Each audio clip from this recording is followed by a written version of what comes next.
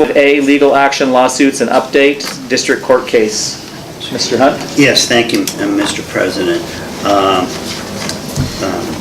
Regarding legal actions, I am pleased to say that during my tenure, one of the things that was always really different than any other board in the state is that this board did not tolerate the illegal practice of dentistry, which preyed upon people and really hurt them, harmed them, took teeth out, hygienists, infections. People were really harmed by these people, and there appeared to be a lack of prosecution from the district attorney or the attorney general's office for whatever reason. But in any event, the board implemented years and years ago a policy that we would try to stop these people by seeking injunctive relief. For illegal practice, and once that occurred, then if they practice again, they could be held in contempt and could be, prosecuted, and one of the remedies would be incarcerated. Recently, we had an interesting case.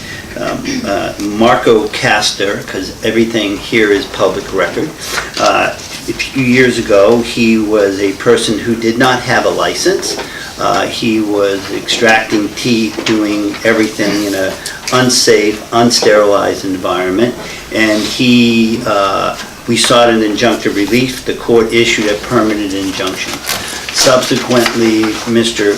Castor decided to again treat the citizens in Nevada without a license. However, this time, when we sought contempt against him, he indicated to the court that although he didn't have a license, which again he admitted to doing it, was that he was immune from prosecution because he was doing it as a basis for an Indian tribe, and they claimed sovereign immunity.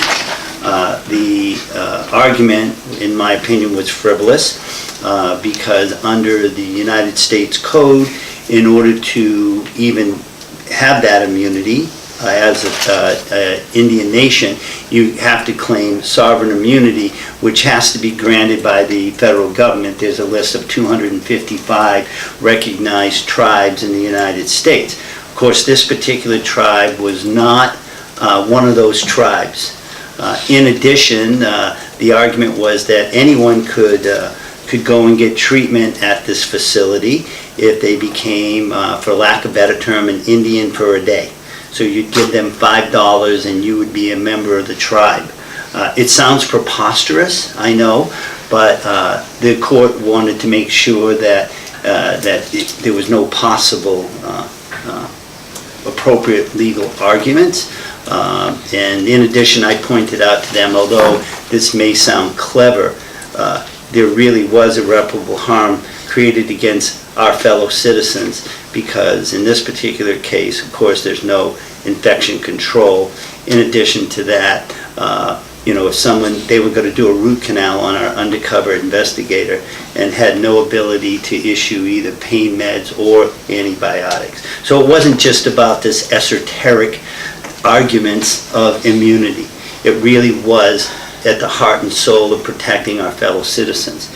In addition, even if they were a recognized tribe, then under USC, I think 25 USC 161, you still must have a license somewhere in the United States.